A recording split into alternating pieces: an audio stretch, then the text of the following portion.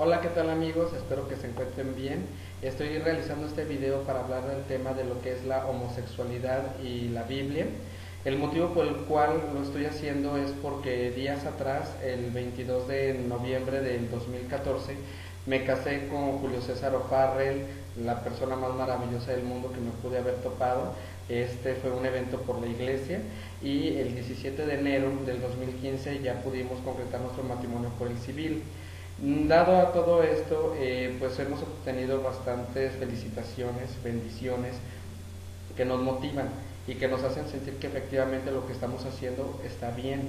Sin embargo, pues bueno, ha habido pocas personas que de la misma manera, argumentando con textos bíblicos que vienen siendo del Levítico, comentan que pues la homosexualidad es arrogancia, que estamos destruyendo la moral, el matrimonio, la familia, que estamos dando mal ejemplo, que tenemos que desistir.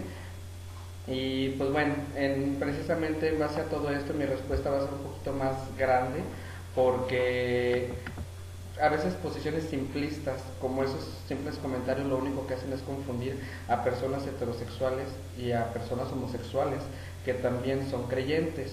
Entonces les iré leyendo poco a poco para, bueno, y al mismo tiempo les voy a ir explicando lo que por lo menos es mi forma de pensar para ver ustedes qué piensan. Nuestra postura justamente es que creemos en un Dios vivo y verdadero, y por ese motivo no vamos a desistir de lo que estamos haciendo. Nos argumentan con la Biblia, lo cual no es nada nuevo.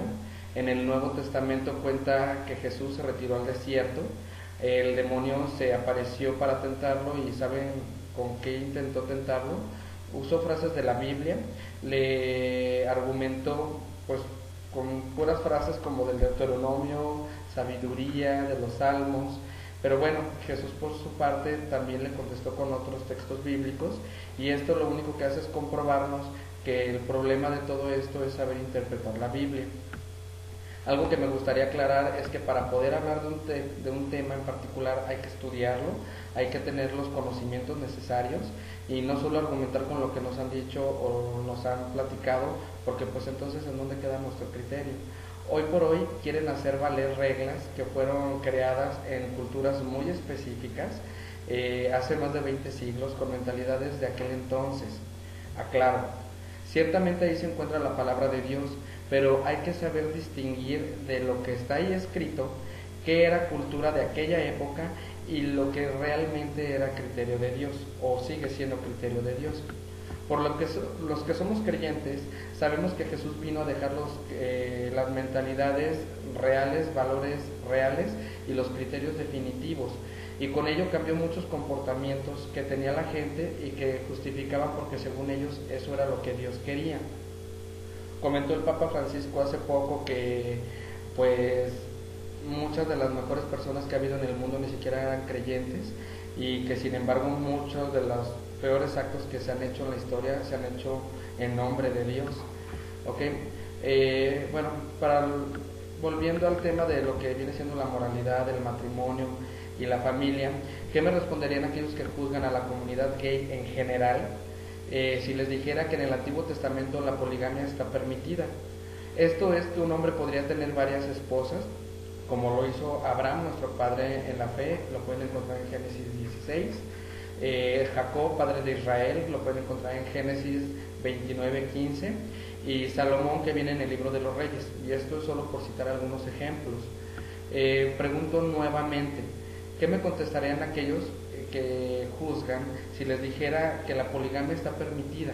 Que bueno, prácticamente el prototipo de familia que hemos llevado hasta el día de hoy no ha sido la correcta. Esto se encuentra en el Antiguo Testamento y por lo tanto lo estaría argumentando yo con la Biblia. Supongo que tal vez me contestarían que se debe a la interpretación, y que en el proceso del tiempo hay depuraciones, que las culturas evolucionan y que solo en Jesús se encontraron los criterios definitivos.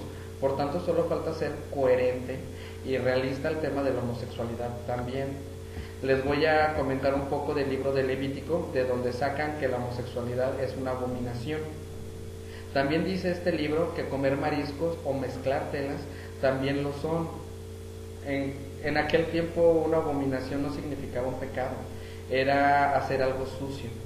Menciona que si un hombre dormía con otro hombre merecía la pena de muerte, de la misma manera que los que realizaban adulterio o incluso los niños que desobedecían a sus padres. Hoy en día si matas a alguien por infiel vas a dar a la cárcel, o si matas a un hijo por desobediente, ¿qué explicarías? ¿Que lo hiciste porque la Biblia no lo ve mal?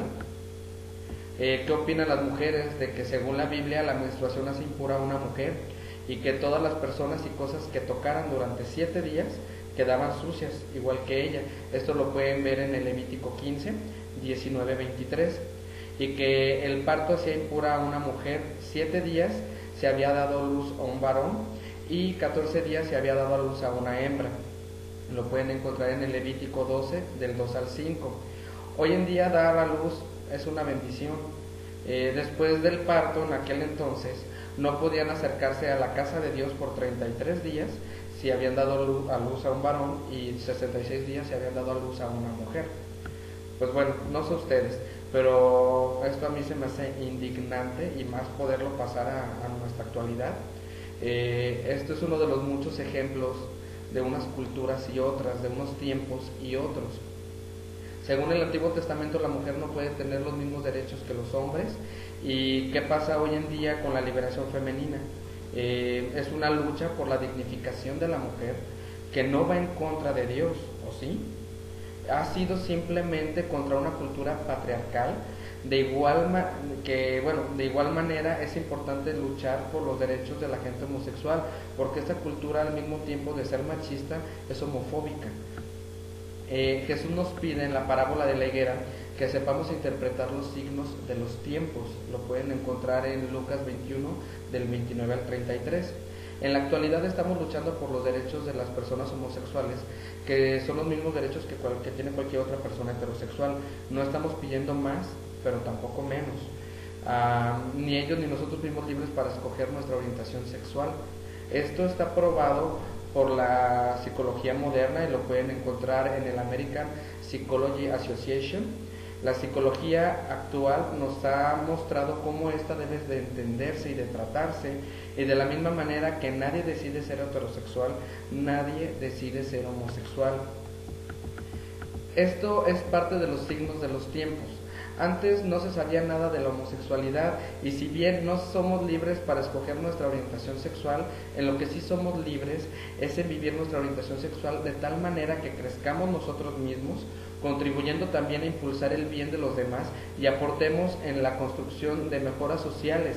Por tanto, no está mal que una persona homosexual busque con sincero corazón y encuentre en algún momento otra persona del mismo sexo para vivir juntas y crecer en entrega solidaria hacia sí mismos y hacia los demás.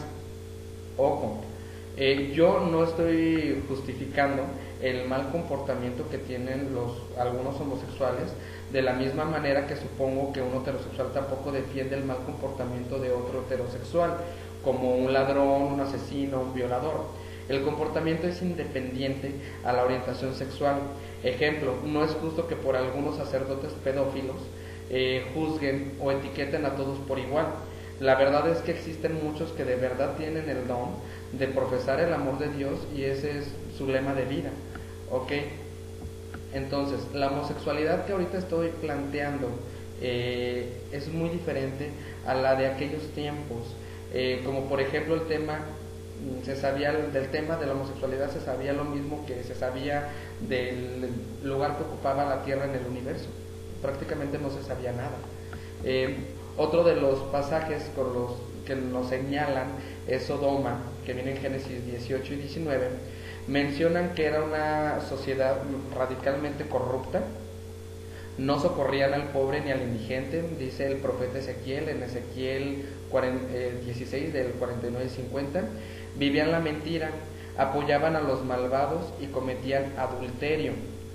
Dice el profeta Jeremías en 23 al 14, eran soberbios y acogían mal al peregrino. Esto viene en Sabiduría 19 del 13 al 15.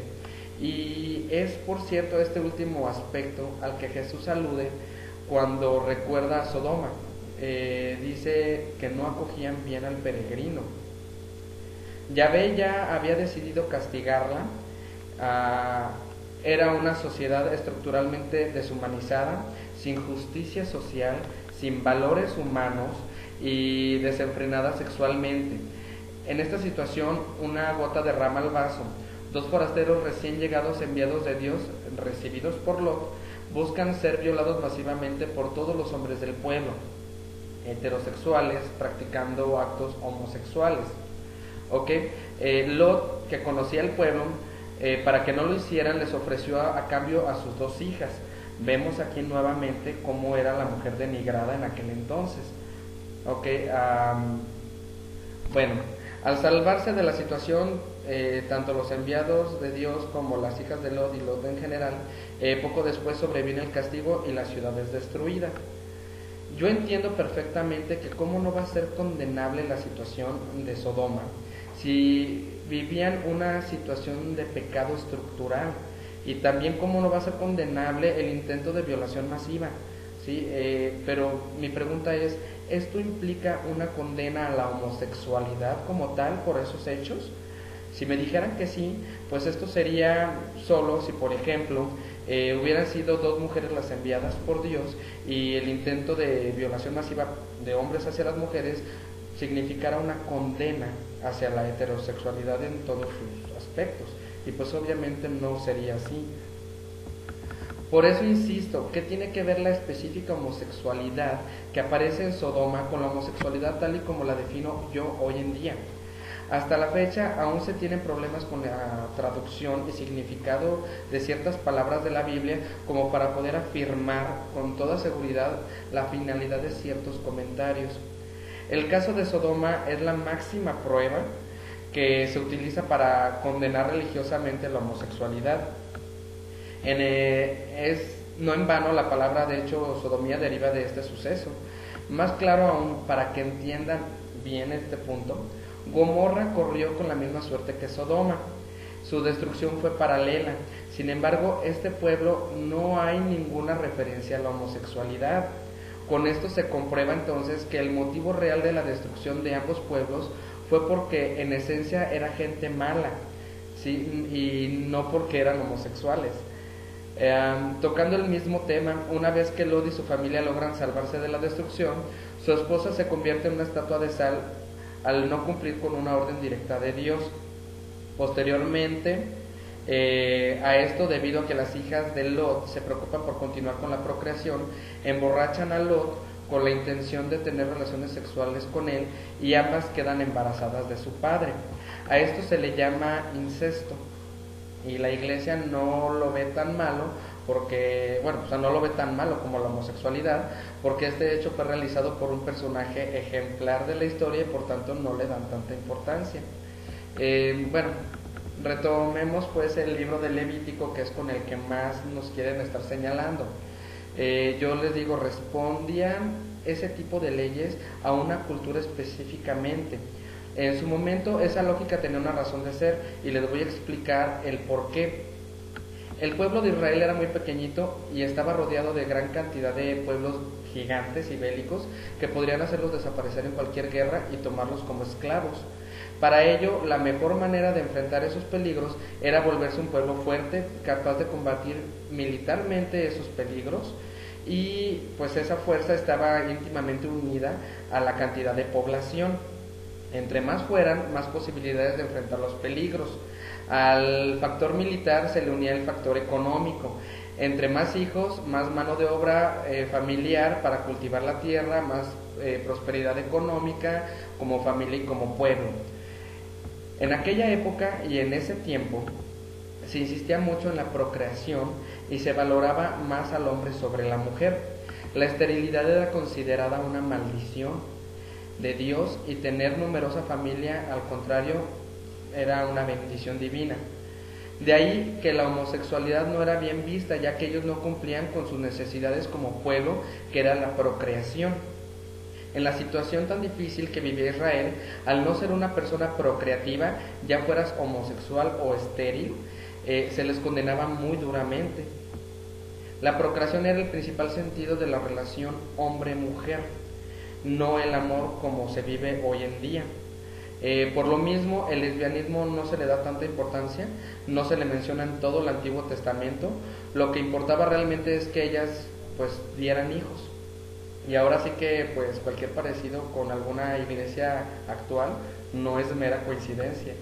A mí en lo particular me parece una ofensa a la inteligencia el que quieran trasladar mediante malabares filosóficos y teológicos gran parte de aquella cultura a nuestro siglo XXI.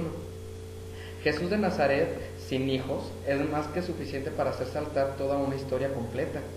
Él vino al mundo y dejó nuevos modelos culturales y estructurales muy diferentes a los del Antiguo Testamento, que algunas religiones siguen utilizándolas para seguirnos señalando, pues sí. En la actualidad comentan que no es bien visto el matrimonio entre personas del mismo sexo, ya que la finalidad de este es la procreación. Esto me suena nuevamente a una mentalidad pues prehispánica. Pero bueno, yo les pregunto, ¿una persona con conocimiento de su esterilidad tendrá el derecho a casarse si no va a cumplir con la finalidad del matrimonio? Si esto fuera así, pues entonces ¿en qué parte estamos dejando al amor? ¿Sí? Pero bueno, ok. Jesús de Nazaret nunca condenó a la homosexualidad. Y esto no significa desde luego la aprobación de cualquier comportamiento, lo repito nuevamente. Él cambió mentalidades, como la valoración de la mujer, lo puso como ejemplo con el trato que él le daba a su madre. La persona a quien deseó parecérsele primero una vez resucitado fue a una mujer. Y no solo eso, sino a una mujer de las que sin duda hubiera sido apedreada según las normas del Levítico. Se apareció primero a María Magdalena, de la que había echado 7 espíritus. Pueden encontrarlo en el Evangelio de Marcos 16, 9, 11.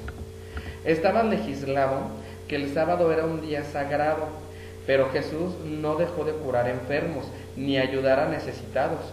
Corrompió leyes para hacer el bien, y con esto demostró que es la ley la que debe de estar al servicio del ser humano para que éste realmente sea un humano, y no el ser humano el que debe de estar al servicio de una ley que lo disminuya como tal. El mismo Levítico, que va contra la homosexualidad, ordenaba que la mujer sorprendida en adulterio fuera apedreada. Jesús se enfrentó directamente a esa ley a beneficio de ella. El que esté libre de pecado, dijo, que tire la primera piedra. Cuando quiso explicar quién hacía lo que Dios realmente quería, contó la parábola del samaritano. Al ayudar al prójimo que estaba medio muerto, hizo lo que realmente Dios quería. Los samaritanos eran odiados por cuestiones étnicas por los judíos. Jesús rompió barreras étnicas, y para que no quedara duda de contra quién lo estaba diciendo, hizo pasar frente a él a un sacerdote y a un levita, quienes supuestamente predicaban la palabra de Dios, y estos no ayudaron a ese necesitado, incumpliendo así radicalmente con la palabra de Dios. Esto viene en la Biblia, lo pueden checar. Hoy en día hay muchos homosexuales que necesitan sentir el amor de Dios, y los sacerdotes con sus sermones no ayudan a esto, pues dejando tras sus palabras miles de suicidios que tal vez el día de mañana sí tengan que darle a Dios una explicación por ellos.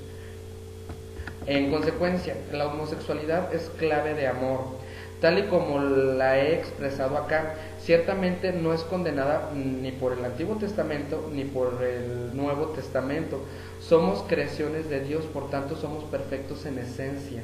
Las plantas, por ejemplo, son hermafroditas. Aproximadamente 1500 razas de animales llevan vidas homosexuales, y nada de esto es un error.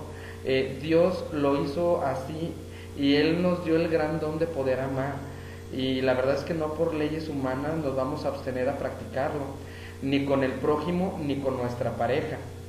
Lo que siempre ha sido repugnado por Dios son los actos malévolos, no los actos amorosos. Y quien más se sienta con el poder de estarnos juzgando, con todo respeto les digo que con la vara que midan serán medidos. Yo con este video no estoy promocionando o promoviendo una vida de desenfreno, sino una vida de entrega y seguimiento de Jesús. Es plantear a las personas homosexuales lo mismo que se les plantea a los heterosexuales, una vida compartida con una persona para ayudarnos y ayudar a nuestro prójimo que se encuentre en situaciones de extrema pobreza. Por dar un ejemplo, bueno, se trata de apoyarnos, de juntarnos, de sacar un mundo adelante y no estarnos tirando todo el tiempo unos a otros. Y por tanto, llevar esa entrega hasta el final, estar dispuestos a asumir como Jesús la muerte como consecuencia de nuestros actos, todo lo anterior con la finalidad de que haya una igualdad para todos los hijos e hijas de Dios, es decir, vivir aquello en que se nos resume toda la Biblia, que es amar al Señor tu Dios con todo tu corazón, tu alma y tu fuerza, y al prójimo lo amarás como te amas a ti mismo. En verdad les digo que no entiendo cómo habiendo tanta maldad en la tierra, cómo habiendo asesinatos, secuestros, violaciones, hambre, guerras que están destruyendo poco a poco a países completos, se les haga más fácil sentarse y ponerse a juzgar a los homosexuales.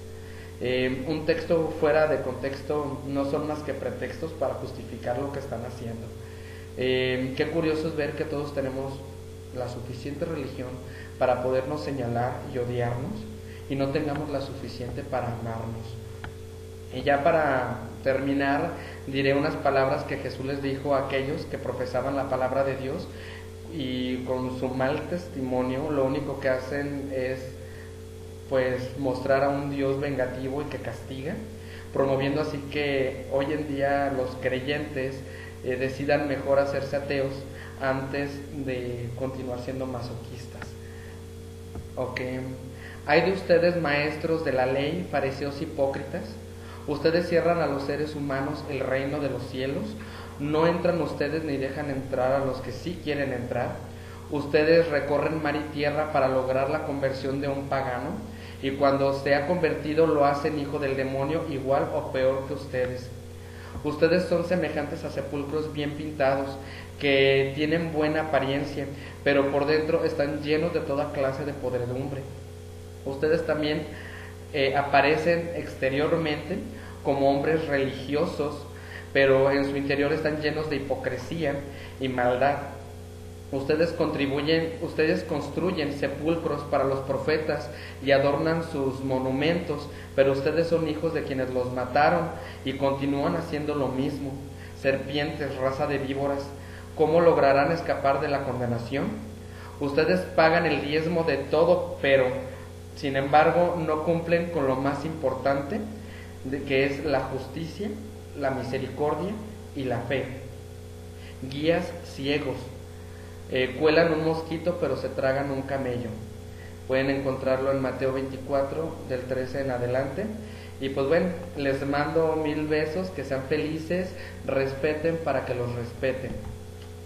Que estén bien, bye.